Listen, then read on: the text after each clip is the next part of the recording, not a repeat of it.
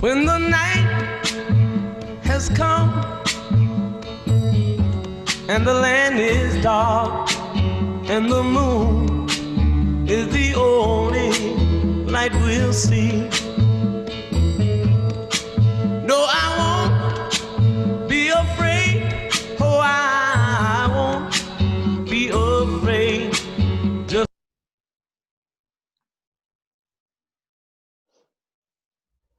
Hi, welcome online rebels.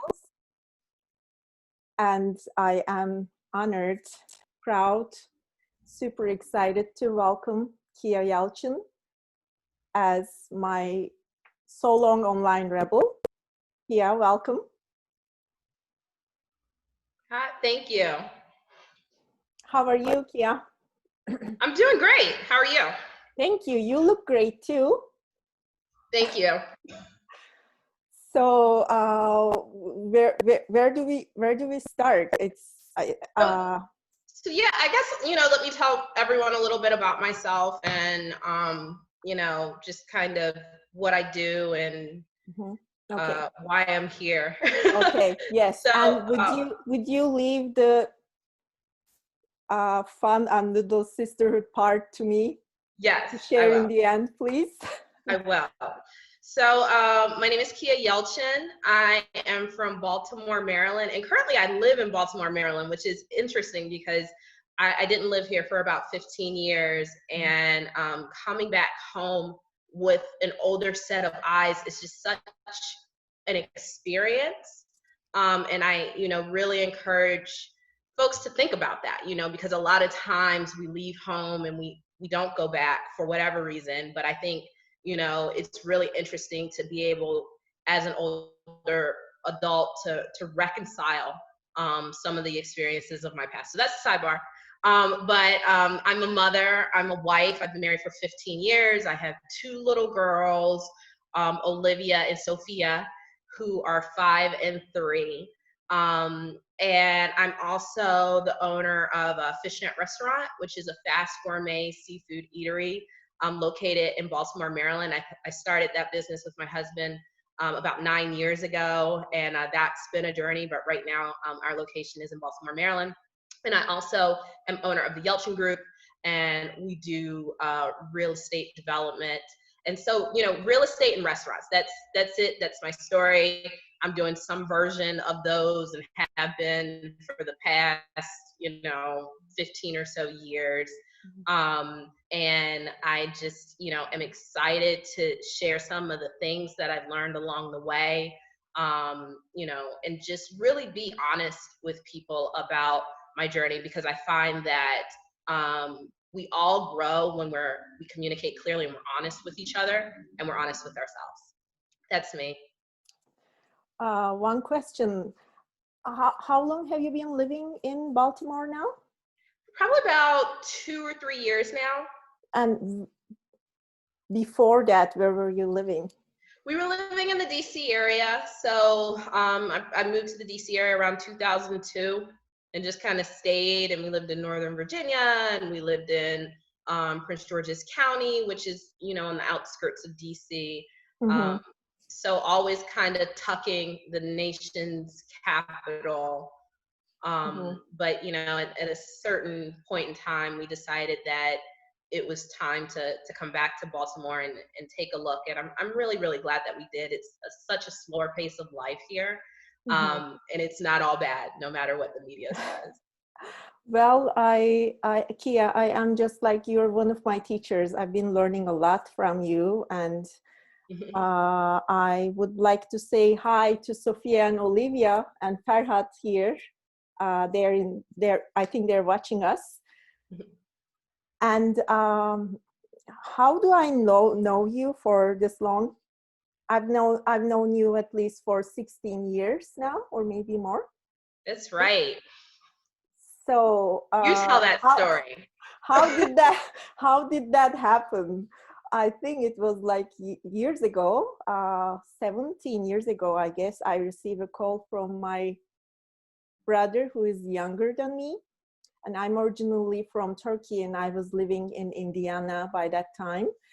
And he said he met a girl. I mean, he met the girl, and that's how the story started. I guess we happen to be sister-in-laws, and you have been married to my brother for 15 years. Yep, that's So, it. so in Turkish, that would make us gelin and görümce, you know that? Yes, I do. So, I'm the forever Gelen. well, I think that makes me forever görümce in a way. Not everybody likes that. We have issues about that, but we'll just keep that for now. Would you tell us a little shortly about your experience, this diverse marriage, and you just ended up going to Turkey before the marriage by yourself, and you spent 2 weeks with my parents before you got married. Why would you do that? Why would you? I know you've done a lot of things. So something very interesting happened to me when I first came into your life. So and got married. So I'm from Baltimore, Maryland, and you know, I was probably in my second year of college, working in a restaurant with what would be my future husband, but at that time he was just a guy I worked with. And my mother was tragically killed in a car accident by a drunk driver.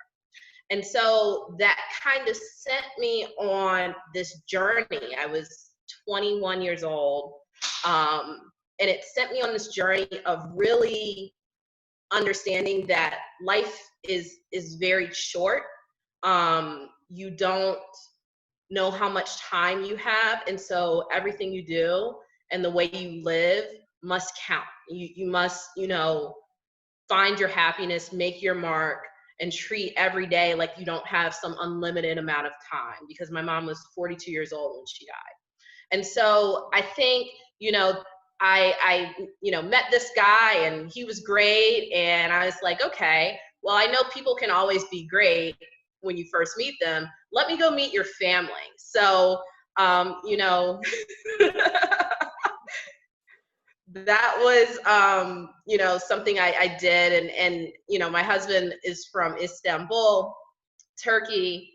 I didn't even know Turkey was a place, but I knew that, I traveled to foreign countries before, and I was, even at 20 something still, very much so my own woman. So I jumped on a plane and went to Turkey. Now, mind you, I was invited by your older brother. So I was, I had met someone from Farhad's family, and, he invited me, and, I was one of those people, don't invite me somewhere because I will show up. And so I showed up to Istanbul and just had a really wonderful, validating time, and really got a chance to see that you can find home anywhere in this world with anyone.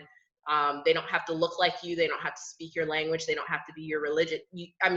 People are people. And that was one of the very early lessons that I learned by going to Turkey, because even though I didn't know the culture, know the language, know the people, I felt very comfortable and felt loved.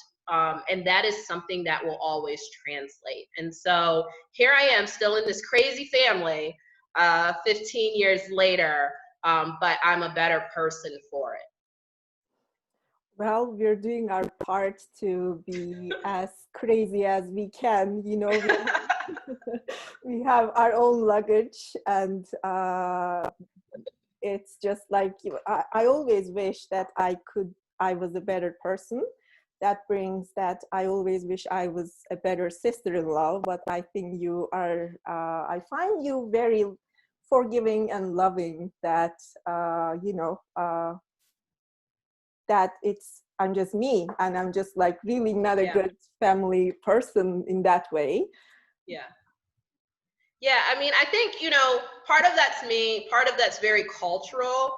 You know, we'll talk a little bit more about, you know, the Black community in America, the African American community in America, but you know, that's you have to be, you know. Yeah. Well, tell us little about just very shortly about the Hananite Kına Gecesi that was held for you. I was not there, but I was partly there. Yeah, So, yeah. So, I mean, I've had these wonderful experiences with Turkish culture over the years. And I remember at one time my brother-in-law, you know, telling me, he's like, "You're more Turkish than the rest of them." So, I mean, just because I really just embraced it. So I had, we don't even have anything like that here, but I mean, let's just call it a bridal shower, right? But it's very much, you know, steeped in tradition and, you know, in Turkish culture, this, the Kına Gecesi, is that what it is? Okay. yeah. So, you know, in Turkish culture, there's this tradition of the bride really leaving her family and friends and like going to be with her husband's family. And, you know, like it's this kind of goodbye, right? It's not that anymore, you know, it's just kind of traditional and we're going to, you know, we're going to take the concepts from there. So, I mean, lots of tradition. It was lots of fun. I really enjoyed it. Lots of family and friends, and somewhere along the way there was a, you know, fire on the beach and a B flat clarinet, and you know, like it's just, you know, all these wonderful things that will just kind of stay with me. So yeah, Yeah. I can't even describe it. Like it won't even translate to an American audience or a Canadian audience. Yeah. Let's just call it a nice bridal shower. Well, we could maybe call it like that movie, My Greek Fat Wedding. My Big Fat Greek Wedding. That again. Yeah. And kind of that kind of thing, I guess. But Yeah.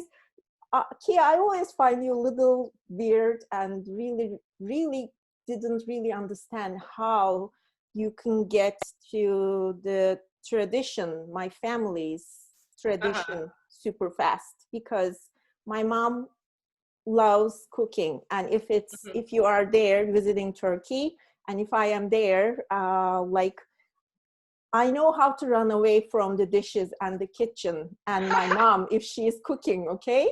And I would expect that you would want to run out with me. But like I always saw like, okay, I'll do the dishes, but it takes like the dinner is at 8 and my mom starts cooking in the morning. So it means like you will be doing dishes, cooking, and well, you know, like why didn't you skip the day with me on those days? yeah, you know, the great thing about the relationship that I have with your parents is it's a long relationship over many years, many experiences, especially your mom, like you know, just along the way we built this friendship. And I think that you know, I joke when I call myself the forever Gellin, like, you know, Michelle Obama is forever first lady, but I am. I'm the forever guest, right? So I never had to do dishes. I never had to really participate. You didn't have to do them because I was there as the daughter. And yeah, my mom knew like she had to make me do the dishes. So the sister, like the gelin, will do the dishes for the husband at home. So yeah. So I just had this great almost visitor experience with my in-laws all these years. And so you know, I don't take that lightly. Like I know that in many ways I've kind of been able to be some sort of like anthropologist, you know, and really just look at culture and participate in it, but not in any way that was harmful or any way that you know, made me feel bad. Like I was very much just able to study and be a spectator and, you know, participate as I wanted, which was really just an opportunity. because I haven't had any bad experience. Like, I love my Mhm. mother-in-law. I know she loves you too. Yeah, It's a little hard to talk about anything else if the subject is about you, yeah, and yeah. so, and now you've been pleasure in my family, and I know everybody loves you. The cousins loves you. You are like the celebrity, especially if you're in Turkey. So that's always been a pleasure, Kia. I'm so happy that I know you, and I'm so happy that my brother did the best choice of his life by getting married to you, and now you have two daughters, Yeah, a they're gonna be family. more popular than me in a few years. So only had a few more years of this. Yeah, I wonder. I think the family tree might look a little hard on them, but we'll just leave their. It's their karma, right? They should carry their own karma there. And now you are a mom, a businesswoman, and Mhm. you do a lot. You are in Baltimore, and Yeah. you're in your office. And the last thing maybe I will mention about the Turkish culture, it will be kız kulesi frame in the back. Can you tell? Can you tell a little So bit I about actually that? don't know this story well. I think there was like some sultan, Oh, and I meant oh, anybody could look that up. I meant your. okay. I think he I put his meant daughter in the castle or something. some kind of like Something. yeah, some Didn't kind make of her bad girl. or something. I don't know. Yeah, anybody could search Kız Kulesi story online about the original story, but Keiya Yalcin's story, why she has a Kız Kulesi frame on her office. Maybe we could start with that. Yeah, I mean, I think, my worldview is very big. Like, um, because of some of the choices that I have made about who I've kept in my life and surrounded my life with, like, I've just really been able to broaden my view. And so, yes, I, am very well versed on what it means to be, an African American woman in a city like Baltimore that has generational poverty and all sorts of systemic racism. Like, I can, talk about that, but I can also talk, you know, about what it means to be a global citizen and, appreciate a culture that is not mine, but that I have adopted, and see the lines where, culture ends and humanity begins, right? So there's this common thread of humanity from my experience to the experience of, Turkish people. And I see it, and I can appreciate it, and, have pictures like this behind me and love that just as much as I love my, Martin Luther King, I Have a Dream speech, Mhm. Picture. Mhm. Um, because there's common threads of humanity throughout all culture. Yeah.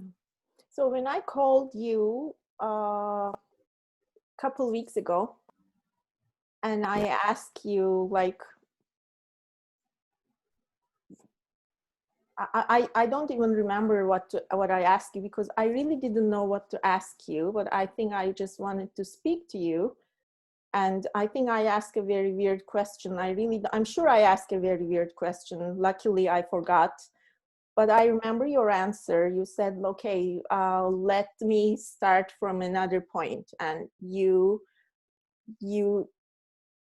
kind of shift my attention to a different area where you were talking about long-term support, poverty, education, and local business, buying your t-shirt from a local store. So could you Yes. talk a little bit about that?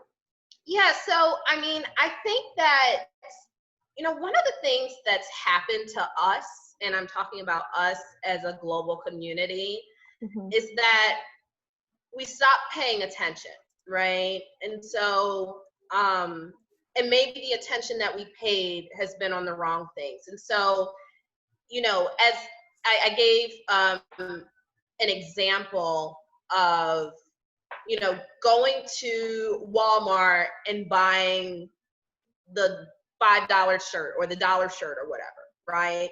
And so, yes, maybe you have $5. Maybe you feel like that's a bargain, right? Maybe I've done this before, you know, buy something cheap. I feel like it's a bargain.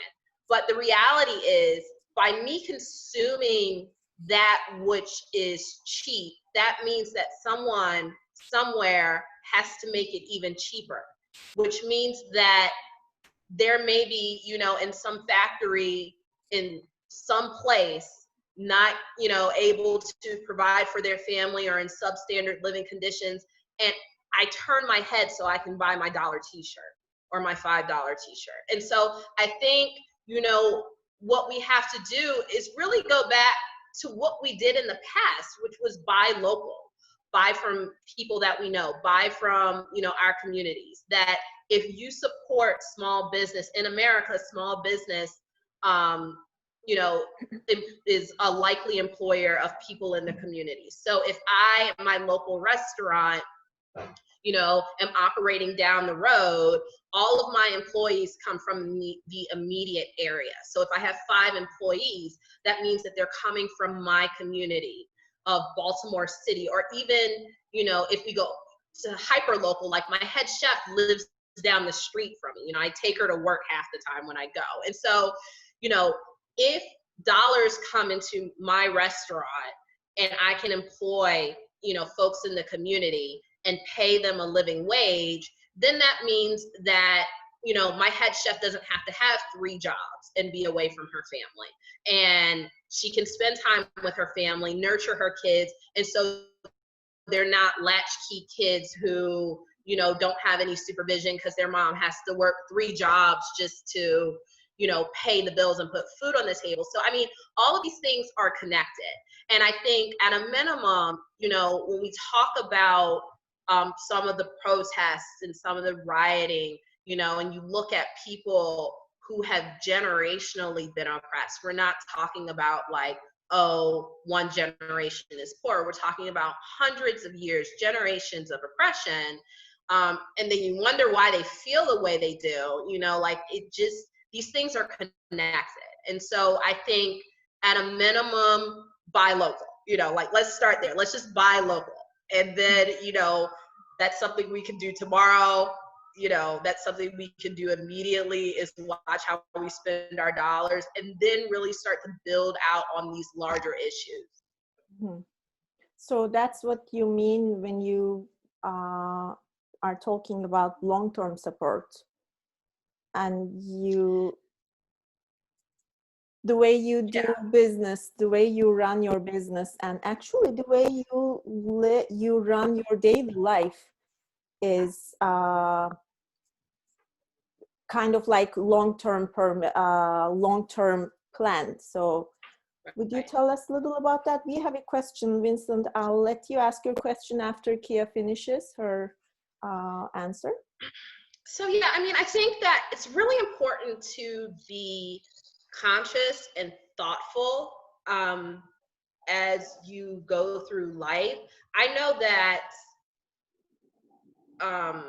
there have been layers of awakening as I have gotten older, right? So there's a lot of thoughts that I have now that I didn't have 10 years ago. Some I didn't even have, you know, 6 months ago. But I think that, you know, to the extent that you can slow down and pay attention, which COVID has actually helped us all do. We've been sheltered in place and have nothing else to do but think about our life and our environment, if you choose to use your time that way. There are some people who have watched every program on Netflix, you know, and are on Instagram and completely have just missed what this could be.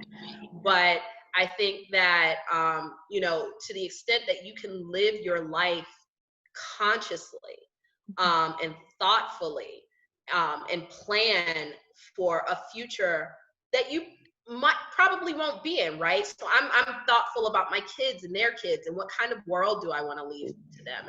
And so I just think that long-term thinking will do us all good, and that global thinking will also do us all good.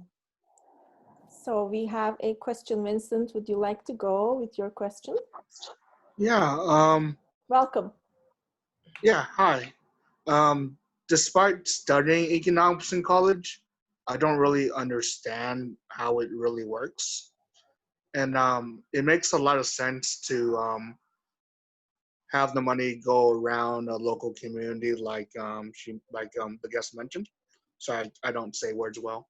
But I've been thinking a lot about like power dynamics and like how Walmart will be very angry and will use political power to basically try to gut small business.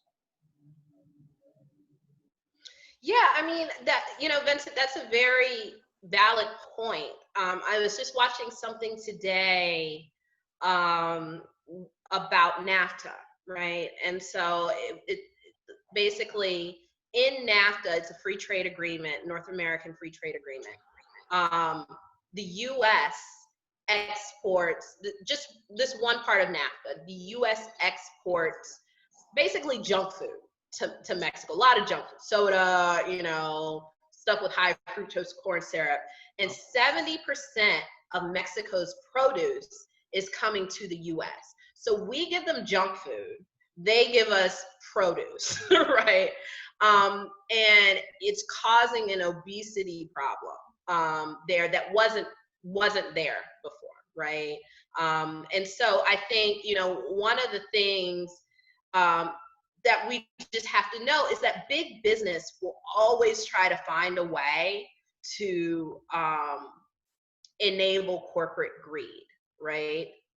That is just, let's call that fact one. And I think what we as citizens are charged with doing is saying, my dollars don't have to participate in that cycle. And yes, it's going to cost more. Yet, does it cost more to go to my local butcher instead, who is maybe connected with a local farm? Yes. Is it going to take a little more time, a little more effort? Yes. All those things are true. However, to go to the grocery store and buy my meat, I'm participating with, the 6 meat conglomerates that have all these subsidiaries under different names. And I'm participating in that cycle, which doesn't necessarily benefit me or people in general in the end. And so, I just think that, it's really hard. I tried to buy my kids some helmets from a local bike shop. And I go to all these local bike shops, like I refuse to go to Walmart or Target. So I'm going to local bike shops and I'm trying to get a helmet. I ended up paying $100 for 2 helmets, right? It's just like, if I would have gone to Walmart, I maybe would have got 2 helmets for $30.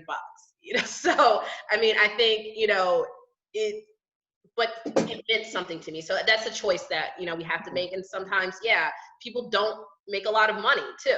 That's another reality. Incomes are going down for the majority of people. So it's hard, but we have to make choices. Thank you. Thank you. Joel, would you like to ask a question? I wonder, first of all, thank you very much for doing this, Keiya. I think there's a whole other side to this, and I'm not trying to be argumentative, but I can't help but feeling that we're not completely in accord. As much as I believe that you have your view of the best for your community and yourself and everyone else.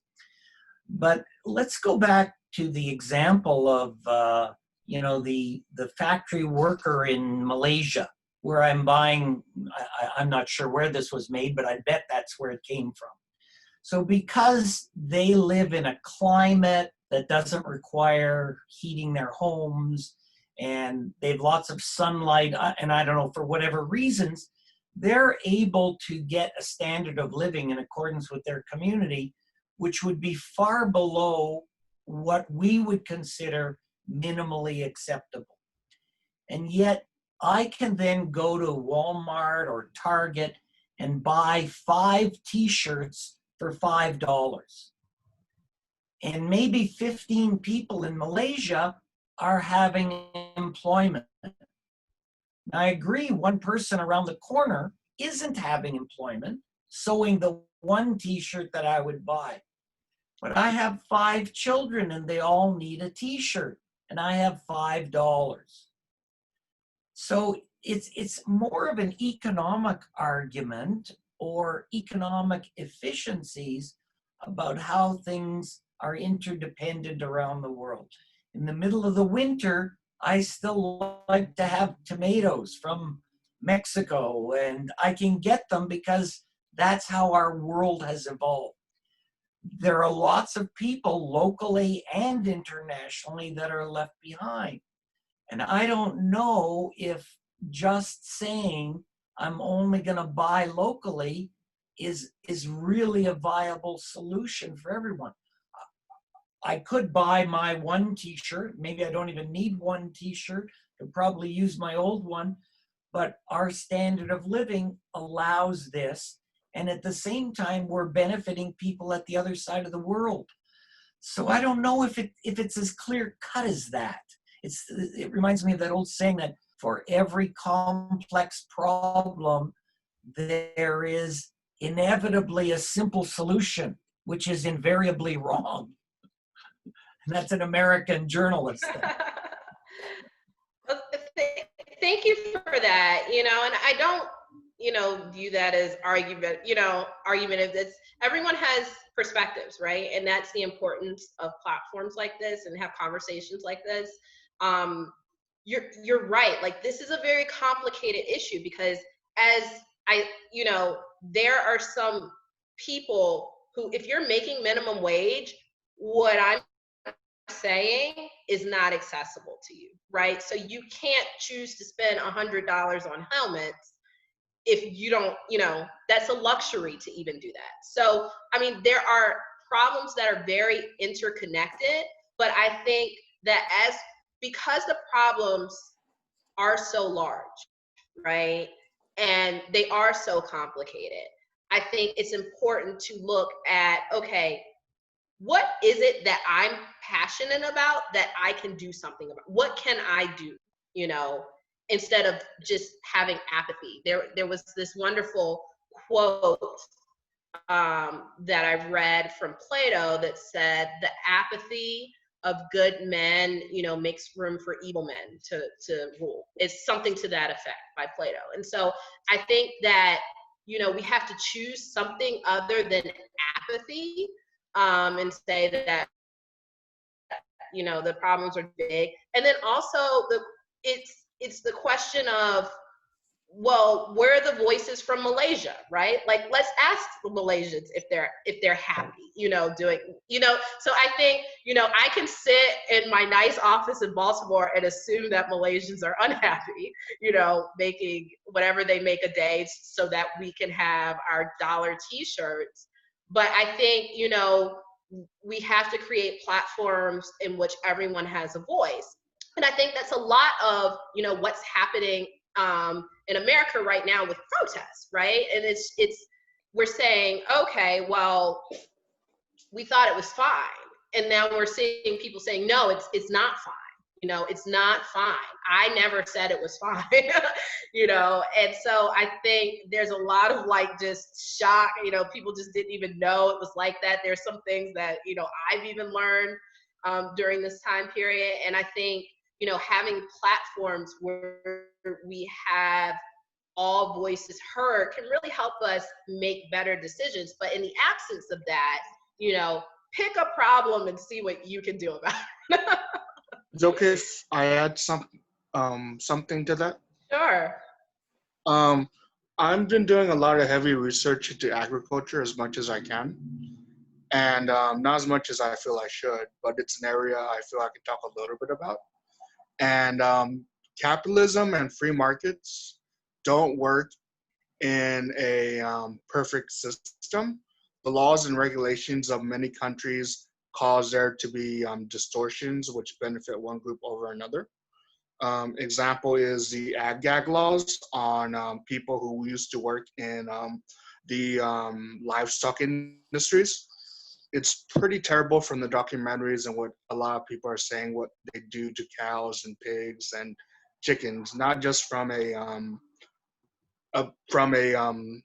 it's bad for the cows, but it's also unhealthy for us. But because of the ag laws in America, the laws that say no one can talk about it, no one but the few documentary people do talk about it. So that's a law in America that restricts free speech and the education of the consumer. And I'm sure that happens everywhere too. It's not just America. Yeah, I mean, and I think that's great that you're doing, you know, research on an issue. I was watching something else today. Well, the show I'm watching is this show called Patriot Act, by Hassan Minj or something. I mean, he's a comedian. So, you know, there was this thing he was talking about where this woman out of Samoa, her life's work was to stop the import of turkey butts to her country because they were entering the Samoan diet under this trade agreement. They're the leftover part from the turkey that, you know, the manufacturers can't sell here, so they're exporting them to Samoa, and it's making Samoans obese, right? And so, like, that was her, like, you know, I'm not even thinking about it. It's, you know, that's something that's not even on my radar. And so I think that we all have little parts of this that we can be educated on, that we can know about. You know, my drum that I always beat is, you know, shop local, support women and minority owned businesses, you know, because they hire minority workers and support the community, because that's kind of my sphere of focus. So I think, you know, this is about, you know, doing the part that you can do, because these are really big issues that if you just try to attack it all at once, you can't. And, you know, some people just throw up their hands and say, well, you know, I can't do anything. And that's not true. You can do something. It just may feel small, but small things become big things over time. Well, I'd like to come in with what we have been going through with Joel now, because we've been joining almost the same meetings. At the times when the main huge one big thing was COVID-19. Remember those times, Keiya, a couple months ago, where our only thing was to really understand what is happening around us. We were never we were never ready. And we could never see this happening in our lives. And we kept getting together. I was able to join a lot of meetups. Thanks, Joel, for inviting. And these meetups were between, like, either the philosophy groups, book clubs, or local business owners. People were trying to understand what they could do and all that. And most of the time, I would just hear people saying, well, I am really questioning if I want to go back to my life before COVID. Not that anybody can go to their life. I don't think anybody is going back to their life before COVID.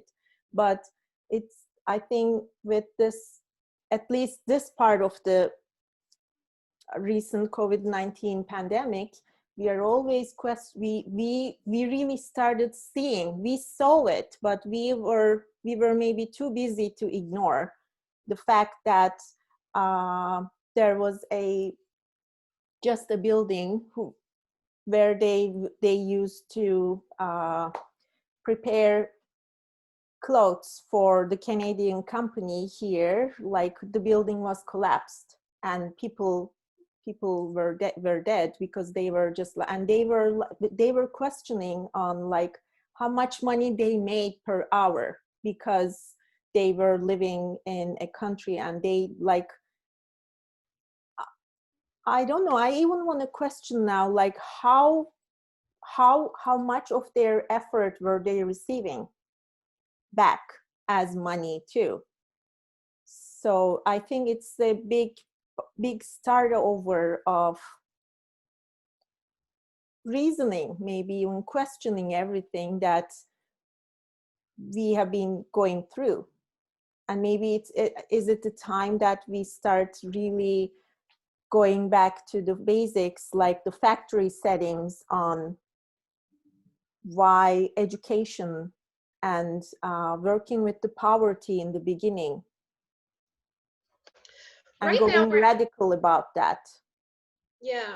Right now, we're having this talk in the United States about defunding police departments. And I had to look at that because, you know, on the surface. Can you repeat that? I didn't get. I said, right now in America, we're having this dialogue about defunding police departments. And so I had to really look at that issue because, you know, at first you hear it and you say, okay, so what, the police are going to have less weapons than the criminals? Like, that sounds like a terrible idea. But then, you know, you look at what folks are actually talking about, and one of the, you know, diagrams was, you know, this. It was talking about the Minneapolis police budget. It said, you know, the budget is, and it might not be Minneapolis, it might be another city, but the budget is $6 billion, let's call it. And they said, well, let's look at, you know, homeless services, let's look at housing, let's look at education. And all three of those budgets was equal to the police budget. And so what folks are actually saying is, let's shift some of these dollars to those places. Because ultimately, if we focus on social services, housing, and solving some of the problems that make people desperate and enter into crime anyway, then we will have less crime. So that's the actual argument. And so when you think about it, I mean, it's like, you know, it makes you pause a little bit, because as I look around my community, Baltimore is very poor, right? And people have been poor for generations. You walk through some of these streets, it's like something you've never seen before, right? Like, you just haven't seen poverty like this. I remember one time driving down the street and I burst into tears because I saw grown men, you know, in their 40s and 50s with hopelessness in their eyes, you know, selling drugs in an open air market on the street. And there were so many of them. And, you know, some were the dealers, some were the users. And until you've seen someone walking around in an open air drug market with like hopelessness has a look that is just, you know, gut wrenching. And to just see so many people like this, children in the midst of this, you know, women who, you know, are living at a shelter across the street that I was going to like donate some clothes to. And so, I mean, I just think that when you have groups of people that are in those positions, and then you have a crime problem. And so I think that, you know, to invest in making sure that the most vulnerable, the poorest, you know, have services so that they have an alternative other than hopelessness and crime, I think it's probably a good investment. Now, I'm not saying that all criminals are hopeless, right? Because there's some criminals who just, that's what they want to be. And so I think, you know, there's a distinction, but to, you know, the folks who they turn to this out of their desperation, I think to invest in protecting them and helping them is probably a good thing. Does anybody, Vincent, Joel, do you have questions? Because I have one. Go ahead, Eva. Okay. Well, Keiya, because you know me and I know you, and it's just like, it was so easy for me to call you and ask you what is happening. And but sometimes that conversation is not that easy. Like, even now, I just realized, like, oh goodness, like I was not focusing enough. Well, I was focusing. I'm not a bad person, okay? I try my best to not to be ignorant and work for diversity and work for understanding peace, education, and poverty in my own way. But now I am questioning, like, what did I miss, or what should I be catching up with? And I don't know how to start this conversation if I don't have the forever Turkish bride who is married to my lucky brother. So can you just guide us on, I mean, at least me, how to start a conversation and where to start? I mean, it really depends on, you know, there's so many different conversations to be had, right? And so it depends. It's like, well, what do we want to talk about first? I, you know, in my life have decided, you know, like I said, to focus on, you know, small business, local women, and minorities as entrepreneurs, and investing in those, because, you know, that's something that I can, you know, deal with. But, you know, to look at, you know, the example of me driving down the street in this open air drug market, and watching people who are just like, I can't even deal with that, right? Like, all I could do was cry in my car and drive away, because I don't know the first part of how to help. Now, there are people who do, they specialize in that stuff, and they, you know, and so I think, you know, you look for the helpers, and you know, invest in the helpers the best way you can, whether it's through dollars, whether it's through time, whether it's, you know, me dropping off a bag of clothes at this women's shelter was, you know, what I could contribute to that issue. And then you do the parts that you can do, you know, because there's so many different problems to solve. You know, you kind of got to pick a topic. Mm-hmm. And what about that feeling of like, this always has been here, and now all of a sudden, like, things are, at least world has a lot of problems, but now all of a sudden we want to focus more on especially what we see. And I am really not sure on how to put that, because I was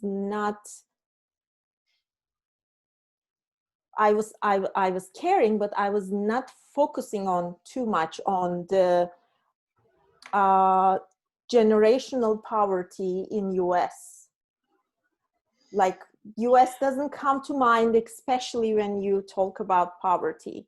Or like I mean, because I was born and raised in Turkey, when you say systematic racism, like we have this bride who just, like, you know, when you're in Turkey, you're the celebrity, and because in Turkey, either basketball players or top models are like, you know, they are just like, you are there and people just look at you, and it was nice to walk with you in the streets of Istanbul when we were there, because I liked the attention you were carrying with you.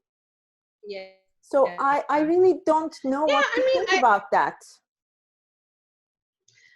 I think, you know, you have to be, and this is, you have to be gracious with yourself, right? Because, you know, we're all just human, and there's a lot that we don't know, right? And so as you start to peel back the layers of the onion, and you see stuff that you never thought about or have never seen before, I think you just, you know, you're slow with yourself, and you're kind with yourself and gracious with yourself as you learn about these issues. I couldn't have told you the thing I told you about NAFTA 2 days ago, right? I didn't know it. Mm-hmm. And it's egregious, right? It's Mm-hmm. awful that we're making other countries obese, you know, like, just, and so it's like, I think that, you know, things that you're learning about that pique your interest, learn something. And then when it gets overwhelming, take a break, take a breath, then, you know, learn something again. And then before you know it, you know what you're talking about on this issue, you know, and it may take months, it may take years, but I think the important thing is just to keep at it and not throw up your hands in apathy, because apathy is how we've gotten a lot of what we've gotten today, right? people just were overwhelmed by what they saw and decided not to look. And I think we have to look. If we want a better world, if we want to be better people, you have to look. And just, you know, be slow and be gracious with yourself as you look, because you probably won't like all the things that you see, and that's okay. But learn about it, and then, you know, maybe you can be a part of changing it in some way. And maybe you can't, right? But you will never do anything with it if you don't look. Would you talk a little bit about being gracious to yourself? What Joe, do you want to say something, Joe? I keep seeing you. Okay. Like, let Joe talk. Okay, that's why I need you, Keiya. Thank you. Joel, let's go. Sorry about that, Joel. That's okay. That's okay. I was just thinking about what Keiya was saying about just learning something. So today I went to a new meetup group called Mommy and Me. So Why am I not surprised, Joel? Like you have been. I wouldn't even go to a meetup group called Mommy and Me, Joel. No, but Joel has been very involved with all these meetups, and he invites us too. So sorry, Yeah. Joel, I had to say that, but go ahead. I've never been to it before, and in fact, I didn't even know if men were allowed. Okay. That's Joel. That's our Joel, Keiya. So on the list of the organizers, there was a man and his mother. So I assumed, well, if he's one of the organizers, maybe men are allowed. So it's not in Toronto. It was in, I don't know, Indianapolis. Or it was a couple hour different time zone. And they only met once a month. And I thought it might be interesting. What do they try to teach children about financial planning and investment? And how do you teach a kid that? I don't really know. So maybe I'd learn something. Anyway, I get there, and it's like a lot of these, it's like fake news in a way. They're not really there to teach mothers about how to teach their children anything. What it is a way to qualify an investment advisor to find a group of potential clients. So young mothers with kids, and I'm a retired accountant, and I've been to hundreds of these things. And right away I saw, wow, they've got sponsors, and they had a few people, and it is all women. So the first thing I said, are men allowed here? Because I don't know if I qualify. And anyway, in the end, they decided that it was probably better if I leave, so I left. But at one point, one of the other ladies who came there introduced herself, and she described for me how she's teaching her daughter to do mathematics. Because I hold that mathematics is one of the most primary skills that you can teach a child. It's like sight, sound, taste, touch. It's, you know, philosophers even argue about what mathematics is. I was at one of the Toronto philosophy meetups, and that philosopher from Houston or Dallas, wherever he's from, he gave a very good presentation about it, and it really made me think about it. And to her, mathematics was the fact that her 3-year-old could push buttons on the phone and get a result. And that was alarming to me, because it meant that now they're not really going to understand mathematics.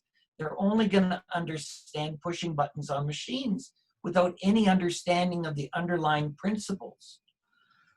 And she was a very nice lady. Seemed to be well-spoken and well-educated. I mean, I don't know where, you know, education is so crucial. And I feel like an old fuddy-duddy now when I say it's reading, writing, and arithmetic, the old 3 things that they were arguing about when I was a kid. And it's not a century ago, but it's getting close to it. And people don't know how to do this. And then you've got the bureaucracies. So you've got the teachers' unions, okay? You get some really exceptional teachers, and I was blessed in my life to have some of those. But you get a lot of people who are in there to punch the clock and wait for the pension. Fill in the hours, how many sick days do I get? And it's the same with the police. please God, let it be that this police officer who's charged with murder is 1 in 100,000, or better, 1 in 1,000,000. But I don't think that's realistic. And the 3 guys that stood around and, basically kept the crowd at bay or turned their backs so they didn't have to watch what was happening, let's hope they're 1 in 1,000,000 too. But, it's hard to anybody with eyes who can see and a brain that still functions can see that this is only a symptom that we're able to see. It was all went on under a rock before. But because of this new digital age where people can show pictures of this, and if you were driving down this open air drug market and had video of it to show people, maybe enough people would be shocked by that as well. But then how do you get airtime? Which network is immune from the influences of the advertisers? Which politician is immune from the donations of the supporters to get reelected? And which civil servants are not waiting to say how many years till retirement? Don't make waves. Yeah, I mean, and I think that's the shift, right? We got to make waves, because if we don't make waves, then we get what we've gotten. And let's hope that child who's punching numbers, on the iPhone learns something along the way. Because if he doesn't and becomes president, so it's like I think that this is the part where the people who can must, and it's not a matter of what you're doing, just do something, right? I would like to remind you of my question. I forgot what it was. Okay. You should find an ADHD coach, maybe, Keiya. This was really an I was like, right on, Joel, and that's a wrap. We're going to end on that note. Don't be stupid. This was unethical and almost, unethical, and I won't say whatever it is, but I will. I'm there for you, but I was just asking you your perspective on knowing yourself and loving yourself. Be gracious to yourself. What do you mean that? So this is so interesting. So the place where I made the most strides in knowing myself was actually, you wouldn't even believe this, but it's Bursa, Turkey. So one day, 2010. Can you repeat that? What happened in Bursa? Bursa. I was in Bursa, Turkey. And what did you do? So a decade ago, I go to Turkey. So by this point, Farhat and I had been married for 5 years. We got married. I was 21 when we got married, so we didn't have kids for like 9 years. We were just kind of hanging out. We were like super committed to each other. So I'm in grad school, and I am in grad school for real estate development, but I'm taking these Turkish classes because I'm also kind of a 20-something housewife, which is just, no one's doing that anymore. So I'm taking some extra classes because I have some time. And I'm taking Turkish classes, and my teacher tells me about a fellowship through the State Department to go to Turkey and submerge myself in the language. So what I did was I went to Bursa, and although Farhat's family was there in Istanbul, I chose to go to a city that was away from them and stay with a host family. And so I was there for 3-4 months in a very conservative town, which in many ways could be like the South here. Let's call it the South, right? So I'm in Bursa, conservative town.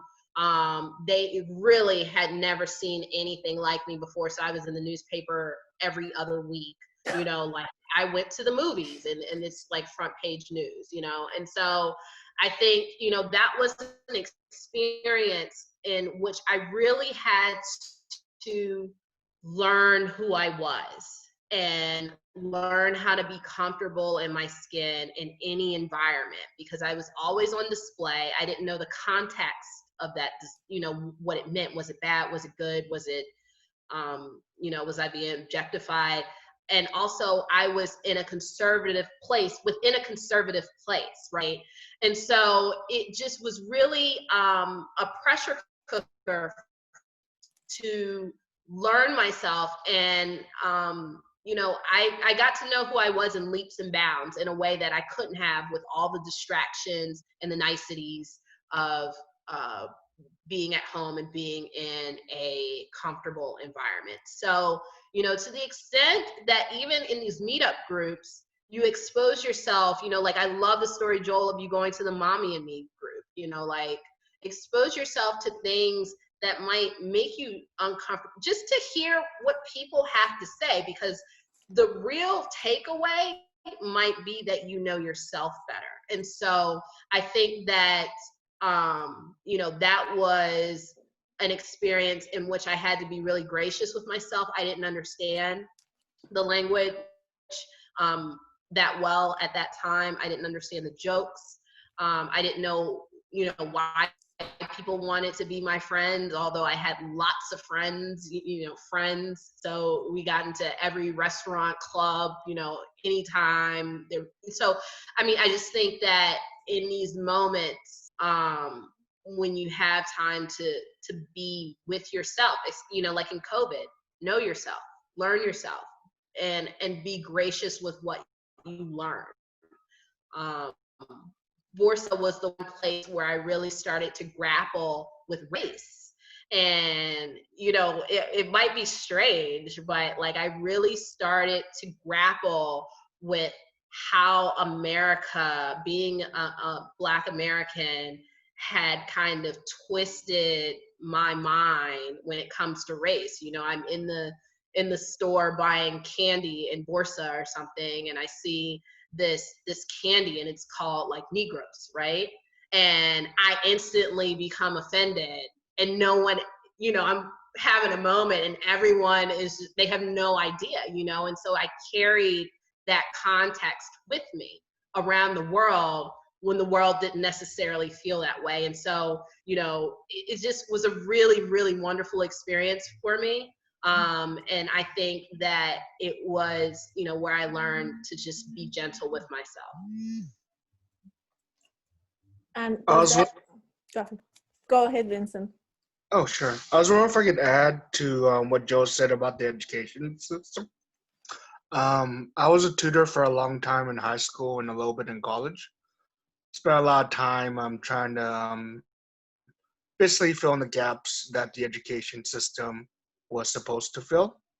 And the time spent there, the only time I saw people who did well in school was when their parents were an active part of their education. But a lot of people, they seem to say, I'm not smart enough to teach my kids, or it's something I should just listen to the teachers about, or even worse is when they say it's not my responsibility to educate my child.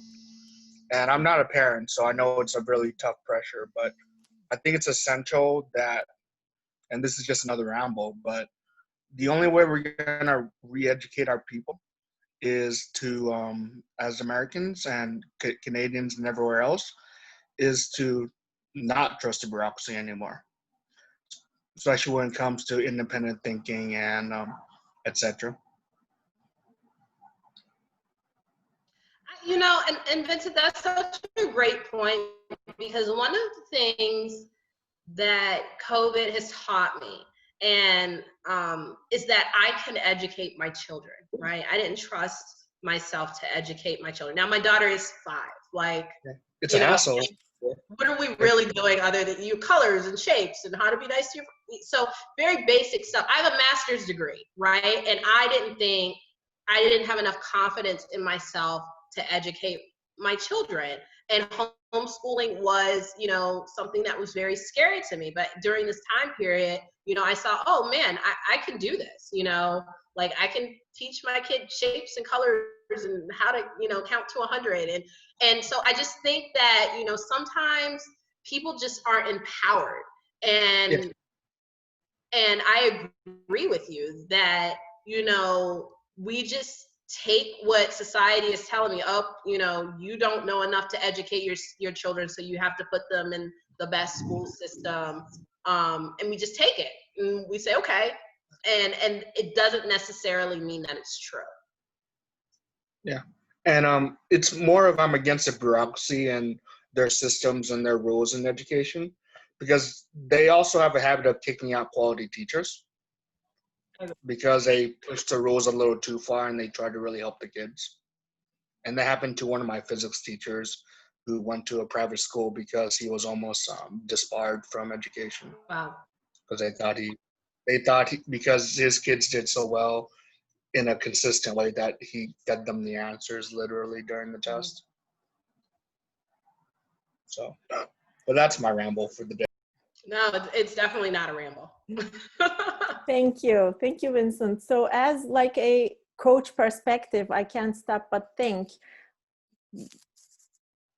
yeah, finding the love in your own self and being open to different perspectives. But what you said, Keiya, that you can actually do things in your own way with your own choices. So find the common sense with, at least for the education of our children, or just like, you know, the simple things that we all believe like they were supposed to be done by others. And I'm just wondering if it's a good way to start to think about socio-economic diversity and how much of like political correctness we want to get, comparing to how much common sense do we want in our life or do we need in our lives? Yeah, you know, one of the conscious choices that I've made over the past few years is moving back to Baltimore. So, you know, as I said, I didn't live in Baltimore for the past 15 or so years, and then we moved back about 2 or 3 years ago. And we live in a transitioning neighborhood.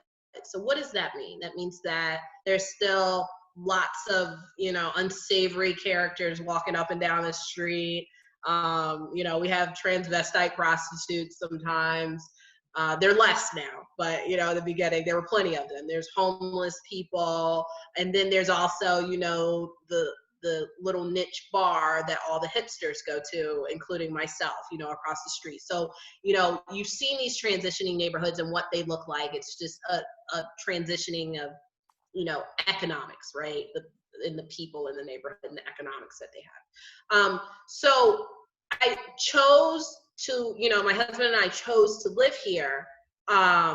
We could have stayed in the county, right? We could have went somewhere that was sanitized, that had great schools, that, you know, lawn manicured, everyone was in the same social economic, you know, class from the surface. We could have done that. But the experience that I wanted for my kids was this one, right? Because I wanted them to see from the very beginnings of their life that there are people who don't have. And I think that that is one of the things for me that was missing. Like, my parents did the best that they could, and I don't fault, you know, any of the decisions that they made. But they moved me into a county. They moved me into all white neighborhoods and all white schools, because they thought that they were doing better for their family. And to them, that was better. But the message that actually sent to me subliminally, you know, no one was saying this, was that there was actually something wrong with Blackness, right? And so I think that that was something that they didn't mean to do, but that was the result. There's something wrong with poverty, right? And so it took me being an adult to really start to look at these things, and see, you know, what was happening. Why are people poor? Like, why have people been poor for, are they stupid? You know, are they actually stupid? You know, like, no, do they not have opportunities to really look at these things and not just make assumptions? And so part of moving here was just wanting to give my kids that a freedom of perspective, right? You see that there are people who don't have, you see that there are people who are poor. They ask questions, you know, mommy, why is this person homeless? And we talk about it. And so I think, you know, for me, setting that up for them at such an early age to be inquisitive about the things that don't necessarily make sense or aren't necessarily pretty is part of the gift that I'm giving to them. And I don't think that was the question. I just might have went on off on a tangent, but. Well, I don't know. I go off. I don't know what to say. I mean, You know, Eva, maybe I can please offer go ahead. a few words here. So this morning after our morning Zoom meeting, I go to a Zoom meeting at 8 o'clock on Wednesdays and on Thursdays. And the meeting on Wednesday is called the Bang Zoom meetup. I think that may be the one you went to, or I'm not sure. Yeah, yes. And some of us stick around afterwards and talk. And the fellow that runs the meeting and someone else and I were talking about, when do you speak up? Okay. And she comes from a religious tradition, and she's younger than me. And I listened to her, and I recognized myself at an earlier stage in life. And I explained to her, now at this stage in life, I've become more Buddhist. And of course, I'm not Buddhist, I'm Jewish, but I say in Buddhism, you must not speak unless you have 3 criterion. So the first criterion is it true? Okay, but if you've studied a little bit of philosophy, you know that in the end, almost nothing's true if you look at it closely enough. And the second standard of speech is something that the philosophers call the duty, and we've talked about this in the Toronto philosophy groups.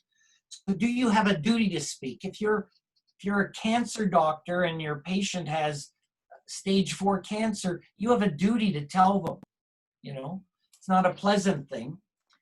And the third aspect is it kind? So unless you meet all 3 of those tests, and I find myself as I get older and older that it's harder and harder to meet all 3 of those tests, partly because I don't have the energy that young people do. And many of the things that you're telling people are things that they don't want to look at the outside of the label of the jar that they're in. This was what somebody else used as an expression this morning, and I thought it was brilliant, actually. He said, imagine you think you're an olive, but you're in a pickle jar. And everybody looking in on the jar says, you're a pickle. So a lot of people are totally unconscious of how they come across. Moreover, they get offended if they're told they're wrong or if there's a contrary opinion. So why deal with that grief? I don't know. I don't know if this answers the question.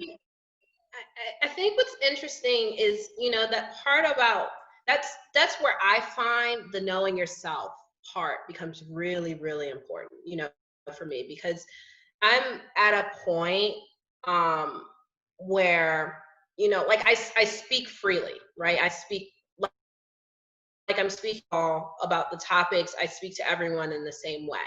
And that may make people offended, that may make them uncomfortable.